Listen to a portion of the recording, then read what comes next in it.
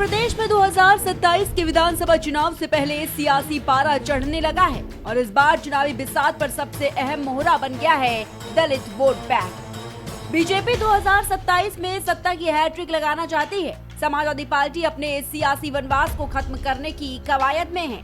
वहीं कांग्रेस अपने खोए हुए जनाधार को दोबारा पाने की कोशिश में है। इसलिए सबके केंद्र में काशीराम है। अखिलेश काशीराम की जयंती को पीडीए दिवस के तौर पर मनाएंगे तो कांग्रेस सामाजिक परिवर्तन दिवस के रूप में मकसद एक ही है, दलित वोटों को साधना।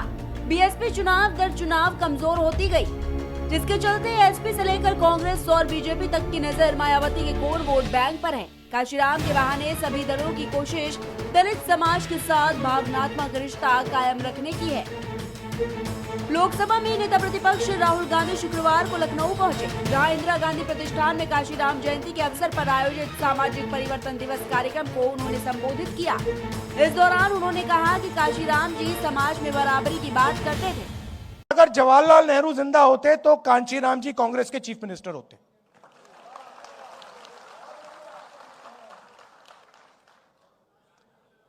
मगर कहने का क्या मतलब है, राजनीति में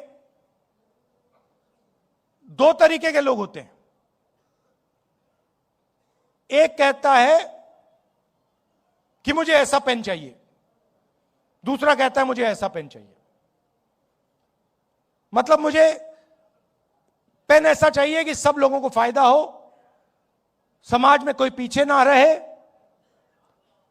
और अगर हिंदुस्तान में प्रगति हो रही है तो गरीब से गरीब बच्चा किसी भी वर्ग का हो, उस प्रगति में उसको शामिल होना चाहिए। दरअसल काशीराम की जयंती के जरिए पार्टियों का मकसद दलित समाज को ये संदेश देना है कि वो काशीराम का सम्मान और सियासी अहमियत देने में किसी तरह से पीछे नहीं है। मायावती की लगातार हार से कांग्रेस और समाजवादी पार्टी को लगता है कि दलित मतदाता अब किसी दूसरे विकल्प की तलाश में है। इसलिए समाजवादी पार्टी और कांग्रेस काशीराम की जयंती मनाकर खुद को उनके असली उत्तराधिकारी के रूप में पेश करने की कोशिश में है। उनका जन्मदिन मनाना अपने आप में सम्मान का विषय है और समाजवादी पार्टी पूरे सम्मान और धूमधाम से इसे मनाएगी। दलित का वोट अगर नहीं मिला होता तो मैं भी यहाँ शायद सदन में नहीं होता। उनका आशीर्वाद हमको मिला है और ज्यादा आशीर्वाद मिले इसके लिए हम मेहनत करेंगे। यूपी में दलित समुदाय का 20% से ज्यादा वोट है। अति पिछड़ा वर्ग करीब 35% है। समाजवादी पार्टी और कांग्रेस जिस दाव से 2024 की जंग में बीजेपी पर भारी पड़े थे, उसे 2027 के चुनाव में और मजबूत बनाने की कवायद में है। अखिलेश पीडीए फॉर्मूले के तहत काशीराम की विरासत को आगे बढ़ा रहे हैं, तो वहीं बीजेपी भी पीछे रही है।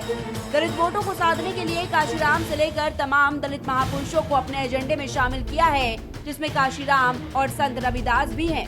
नजर वही है, यानी दलित वोट बैंक।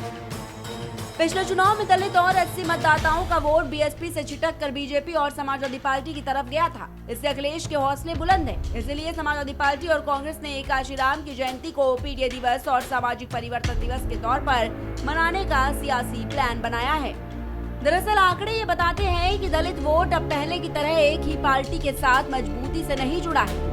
सीएसडीएस के आंकड़ों के मुताबिक 2022 के विधानसभा चुनाव में जाटव वोटों का करीब 65% हिस्सा बीएसपी के साथ गया, जबकि बीजेपी को 21% और समाजवादी पार्टी को लगभग 9% वोट मिला। लेकिन अन्य दलित जातियों में तस्वीर अलग रही। इन वर्गों का करीब 41% वोट बीजेपी के खाते में गया। समाजवादी पार्टी को 23% और बीएसपी को लगभग 27% समर्थन मिला। यानी बीएसपी का पारंपरिक वोट बैंक अब अलग अलग दलों में बढ़ता नजर आया है। यही वजह है कि 2027 के चुनाव से पहले हर पार्टी दलित समाज को साधने की कोशिश में जुटी है। समाजवादी पार्टी प्रमुख अखिलेश यादव भी अब नई सियासी रणनीति के साथ मैदान में है।